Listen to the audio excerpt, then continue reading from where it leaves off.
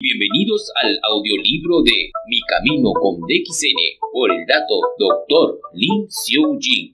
Capítulo 2. Primer trabajo como ingeniero. Mi primer trabajo fue un trabajo seguro en el gobierno en MADA, Autoridad de Desarrollo y Agricultura de Muda en Malasia. Era un ingeniero. El sueño de mi padre se había hecho realidad. Su hijo era un ingeniero. Estaba a cargo de las rutas rurales, puentes rurales y sistemas de irrigación. Aún recuerdo cuando regresé a casa con la carta oferta, lo felices que estaban todos, mi abuela, mi padre, mi madre y por supuesto mi hermano pequeño. Ellos vieron en la carta lo que yo veía también, el final de las preocupaciones que habían paralizado a nuestra familia por muchos años. Una vida financieramente segura estaba por empezar. Todos vimos la carta como una invitación para los días felices por venir. Estaba determinado a hacer mi trabajo con seriedad y trabajar honestamente. También recuerdo todos los consejos de mi profesor, que yo estaba seguro de que seguiría e inevitablemente iba a lograr que mi instituto y mis profesores se sintieran orgullosos de mí. Siempre que me asignaban algún proyecto en el trabajo, lo primero que hacía era calcular todos los números y pesos para justificar las cosas, ver si realmente eran necesarias. La ingeniería se trata todo de números y uno no debe tomarlos a la ligera. Esta práctica me ayudó en muchas ocasiones. En una ocasión hubo un cálculo incorrecto de aproximadamente 30 toneladas. Este cálculo está erróneo y ese también por aproximadamente 30 toneladas para este puente, señor. Intenté explicar a mi jefe mostrándole mis cálculos así como las fotos que había tomado durante mi visita al sitio. Observó los planos, cálculos, imágenes que había tomado, después me miró y dijo, entonces, ¿qué tipo de carga darías para este puente? Una carga de carretera, dije. Sus cejas se levantaron en su frente, saltó de su silla y me dijo sarcásticamente, entonces, ¿piensas que somos súper ricos?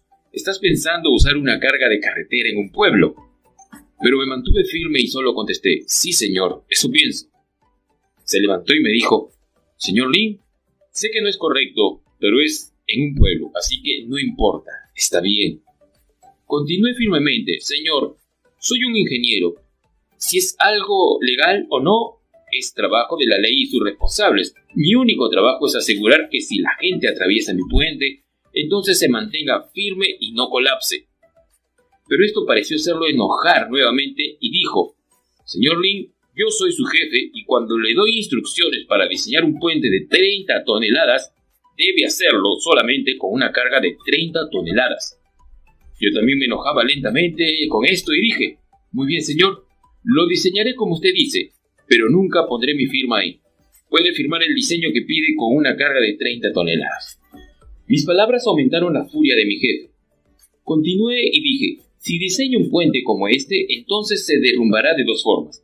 Una cuando la carga sea más pesada que el soporte de la carga diseñada de 30 toneladas, y la otra es cuando los camiones cargados se estacionen sobre el puente con carga de arroz.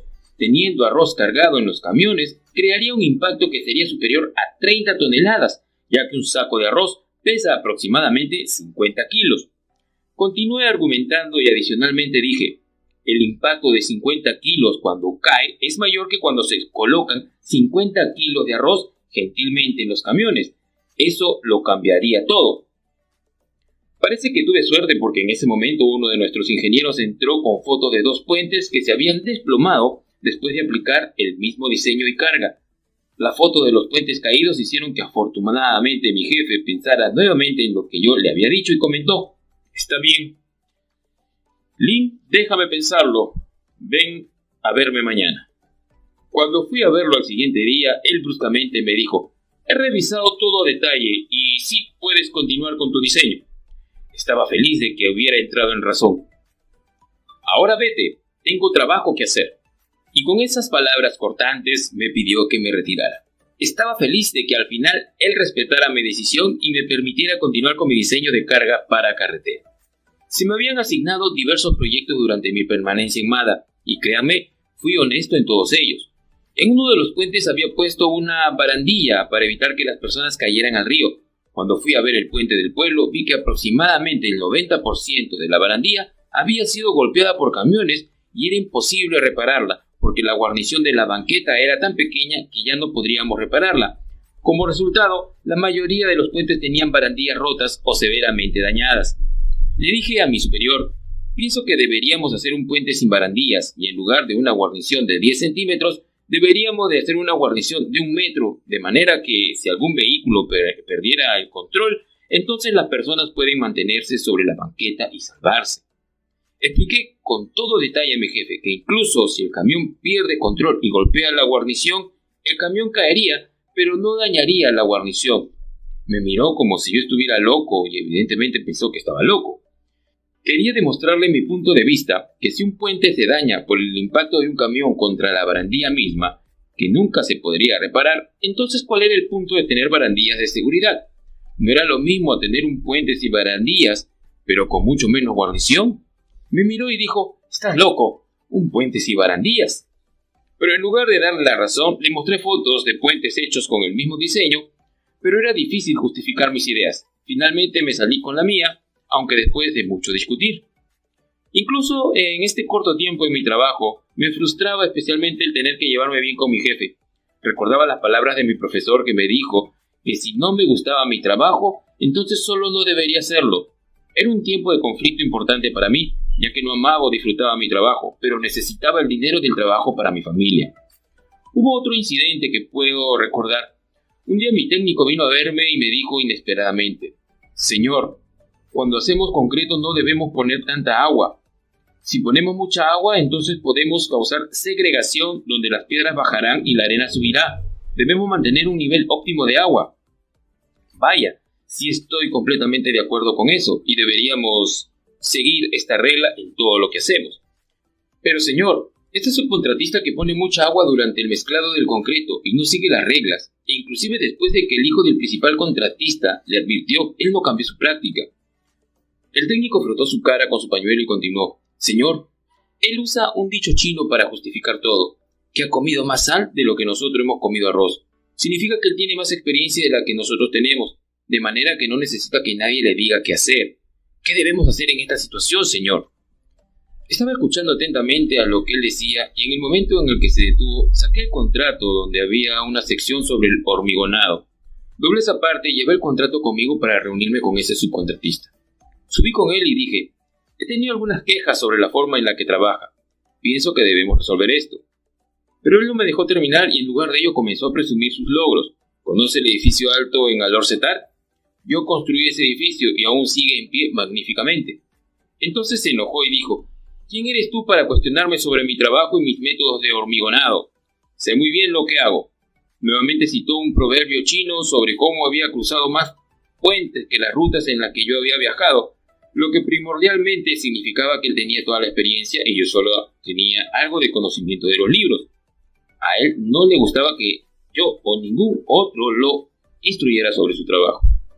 Ya me estaba irritando por todo esto e hice oídos sordos. Entonces abrí la página del contrato donde había una sección sobre el hormigonado. Dije, «Escucha, me da igual que comas sal o comas arroz, no me molesta y tampoco tiene nada que ver conmigo. Si deseas cruzar el camino o deseas cruzar el puente, esa es tu decisión». Me detuve para controlarme un momento y le dije nuevamente, «¿Puedes leer este contrato? Solamente contesta sí o no. Si no puedes leerlo, lo leeré para ti». Por ahora él estaba un poco avergonzado, pero dijo que él podía leer. Continué enojado. «Ahora, ¿puedes seguir lo que está escrito en el contrato? Contesta sí o no.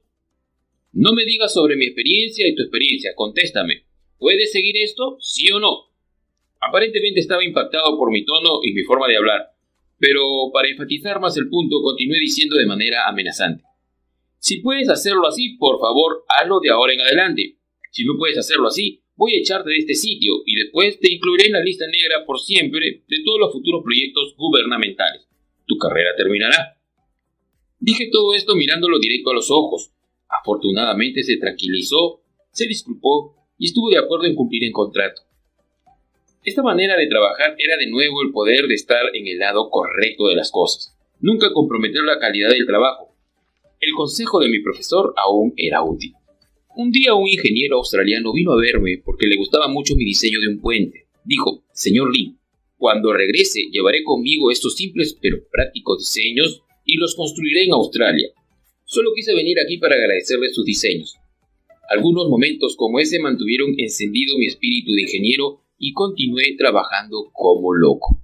Pero, a pesar de algunos elogios, los problemas casi nunca terminaban ahí, y la gente, como los contratistas, no seguían las instrucciones. Era el colmo. También hubo un incidente cuando estaba a cargo de los sistemas de irrigación. En el área que fui designado había algunos campos altos y otros bajos. El problema era que los que se encontraban en terreno inclinado se quejaban de que el agua nunca llegaba a sus campos, y los que estaban en terreno bajo se quejaban de que había demasiada agua que dañaba sus campos. Dicho problema era desafiante de resolver, ya que no estábamos capacitados para resolver o enfrentar este tipo de problemas en la universidad. Tampoco nos enseñaban a manejar a un jefe demandante, aunque la mayoría de nosotros seguramente podía hacerlo con ese tipo de educación. El asunto es que si escuchas al jefe y haces lo que dice, no vives para tus principios. Si no lo escuchas y sigues lo que dictan tus principios, enfrentarás problemas en tu trabajo, obteniendo permisos para obtener tus bonos y demás problemas. Continué teniendo problemas con mis jefes. Había un compañero que se suponía diseñaría un apuntalamiento para un techo. Pasado un año no pudo terminar el diseño, entonces me pasaron todo el proyecto a mí. En 2 semanas pude terminar el proyecto. Después de solo una semana de diseñar, entregué el proyecto para la aprobación de mi jefe. Sin embargo, él dijo: «Esto es muy simple, no es bueno, debes hacer un techo de diseñador». Bueno, ese no es mi trabajo. Si quiere un techo elegante, necesitaremos a un arquitecto. Mi trabajo es diseñar un techo que pueda conservarse por mucho tiempo. El diseño de mi apuntalamiento para el techo, con seguridad, puede hacerlo. Mi respuesta lo hizo enojar nuevamente, pero no me molestó porque no puedo dibujar diseños extravagantes solo por hacerlo. Soy un ingeniero estructural, pero el hecho del asunto es que en solo una semana había terminado mi diseño que le tomó a mi colega casi un año y que no pudo terminarlo, porque el jefe seguía haciendo cambios y estaba trabajando para complacer al jefe diseñando esos cambios. También fue el mismo jefe que no estaba muy contento conmigo en otra ocasión. Bueno, él nunca estaba satisfecho conmigo, pero hubo un incidente donde tuve que enviar un oficio. En aquellos días no había computadoras. Primero teníamos que asegurarnos de lo que íbamos a escribir y posteriormente usar la máquina de escribir. Esto era porque si había un error en el oficio, teníamos que escribirlo todo de nuevo y era un trabajo tedioso. Así que terminé de escribir el oficio y lo llevé a mi jefe para que lo firmara. Él dijo: «Lin, esto es un oficio estúpido, ve y cámbialo». No cuestioné nada y solo fui a cambiarlo. La segunda ocasión, llevé otra vez el oficio, me dijo lo mismo. Nuevamente regresé y lo reescribí. El rechazo continuó 9 veces. Estaba enojado y frustrado, así que reuní todos los oficios, pero nunca envié ningún oficio. Ya que el oficio no había llegado a la parte interesada, había un problema enorme y la gente empezó a pedir explicaciones. Cuando hubo la oportunidad, mi jefe se quejó con sus superiores sobre mi conducta. Me llamaron y me preguntaron: «Señor Lin, ¿por qué no envió el oficio?». Como respuesta llevé a mis superiores los 9 oficios que había escrito y dije: «No voy a seguir jugando este juego de redactar oficios por diversión. Hice todos estos oficios, pero mi superior no firmó en ninguno de ellos». Entonces llamaron a mi jefe y lo interrogaron y le preguntaron: «El señor Lin ya redactó muchos oficios, entonces, ¿por qué no los firmó?». Mi jefe se quejó: «Señor, su lenguaje es muy pobre, su gramática y su inglés no están a la altura requerida.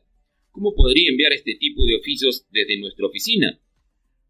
Cuando fue mi turno de hablar, entonces dije: «Señor, el primer oficio fue redactado por mí, pero ¿quién redactó el segundo oficio?». «Usted. Cuando no le gusta algo, pudo haberlo cambiado. Lo sigo. Usted está ahí para guiarme». Después de esta debacle se sintió humillado frente a sus superiores. El problema con mi jefe era que él no podía tomar una decisión, y para escribir un oficio tienes que saber tomar decisiones. Cambiaba de opinión continuamente. Después de esto el oficio se finalizó y se envió inmediatamente, y por supuesto fue la 9ª versión del oficio que había redactado. Incidentes como este no me hicieron el empleado favorito de mi jefe. Al final del año había una evaluación del personal. Él me llamó para una evaluación y me dijo: «Lin, no lo estás haciendo bien, no estoy seguro de poder darte una buena evaluación». Pero dije: «Señor, si no lo estoy haciendo bien, entonces, ¿por qué no me lo dijo justo al principio de manera que pudiera corregirlo?». Cuando no me dijo nada, entonces asumí que lo estaba haciendo bien. «Señor, hemos tenido problemas entre nosotros, pero si me da una mala evaluación, entonces llevaré el problema ante los superiores». Estaba tan enojado con mis palabras que se salió apurado de la oficina y azotó la puerta. Después, también se quejó de que había sido yo el que azotó la puerta. Cuando me cuestionaron, Les dije que no azoté la puerta, que había sido mi jefe quien lo hizo. Pero al final tuve una evaluación positiva, probablemente porque tuvo miedo de mi forma de razonar.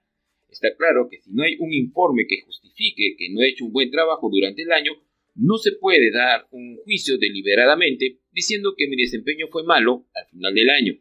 Los informes en los otros departamentos fueron también un testimonio de mi buen desempeño. Hubo otro incidente cuando se suponía que sería transferido a otro distrito, y eso me entusiasmó porque también me promoverían a un ingeniero de distrito, pero mi jefe era el encargado de la presa de esa zona.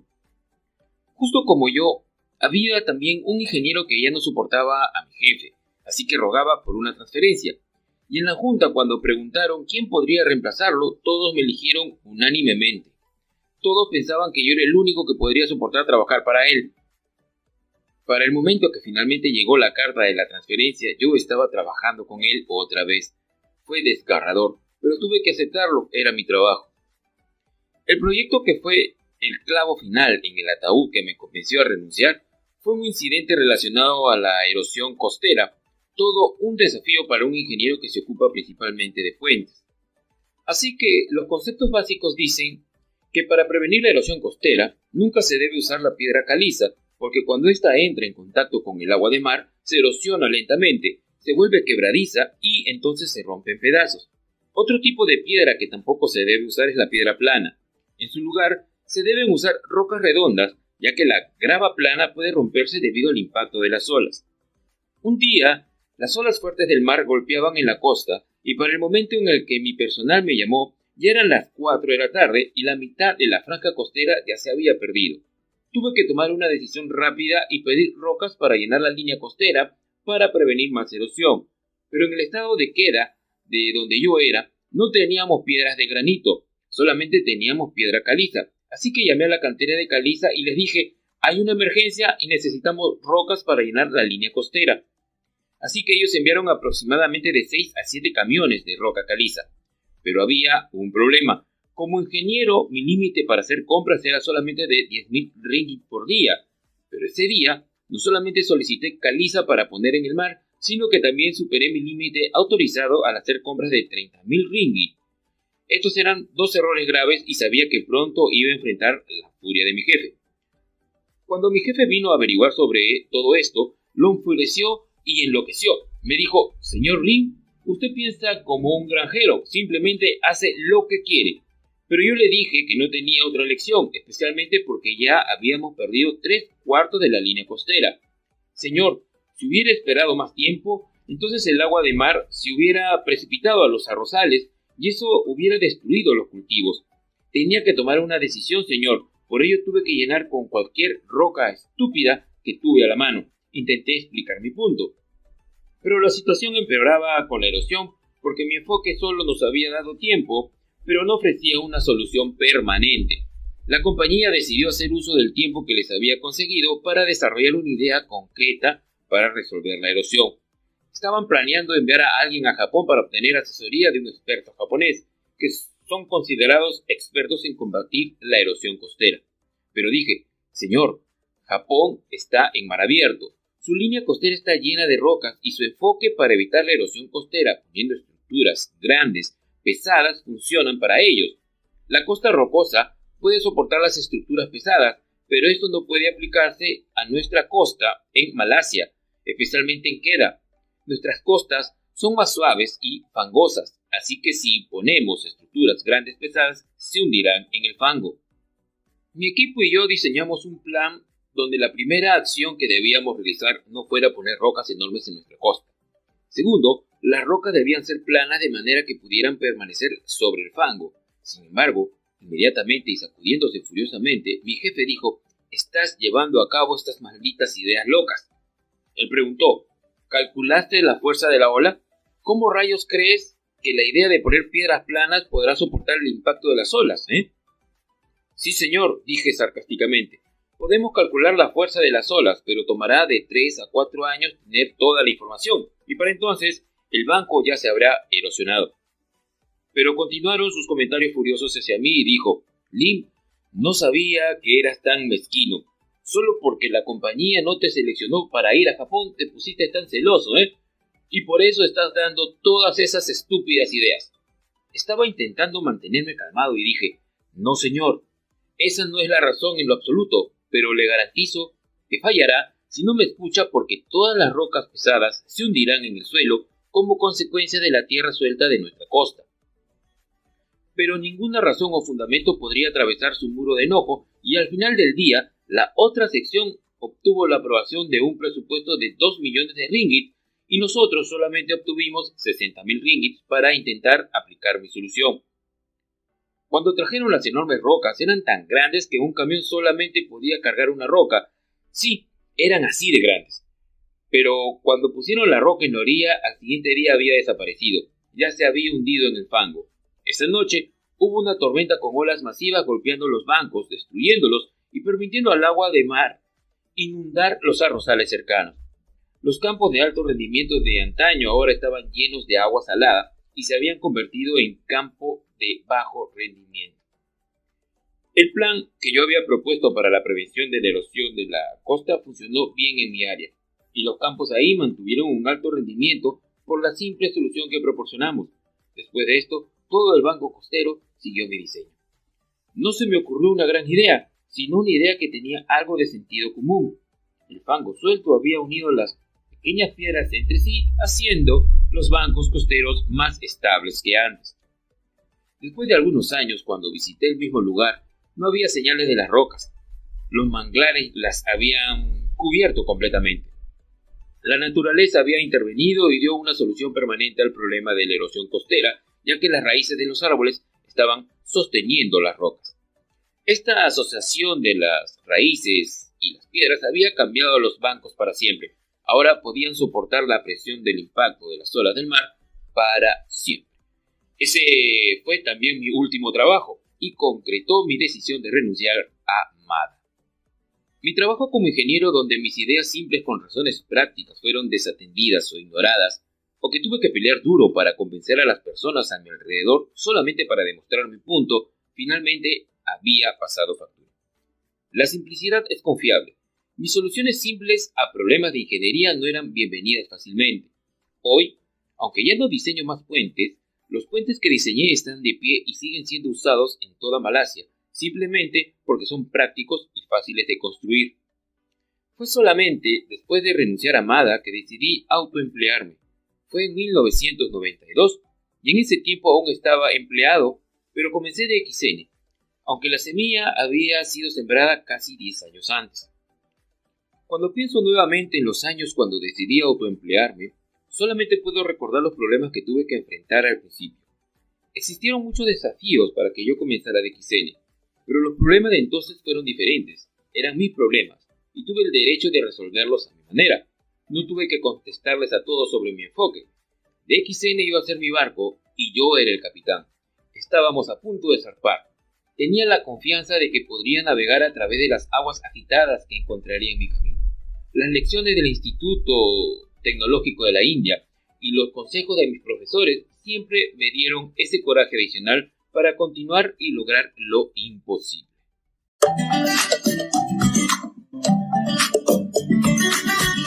Capítulo 3. Buscando la felicidad.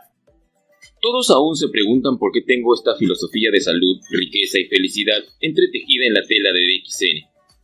Solamente a través de un cuerpo sólido que es libre de enfermedades, uno puede experimentar la vida al máximo, lo suficientemente saludable para ayudarte a lograr tus objetivos y propósitos. Un hombre enfermo no puede lograr mucho, aunque tenga toda la riqueza del mundo para ayudarlo a explorar las maravillas de la vida. Ese hombre enfermo siempre será infeliz. Su único objetivo en la enfermedad es el bienestar, para estar libre de enfermedades. Cuando alguien está en quiebra y no puede cumplir con sus necesidades diarias, como brindar una buena educación a sus hijos, o cumplir con pequeños deseos como comprarse una casa, entonces él y todos alrededor de él serán infelices.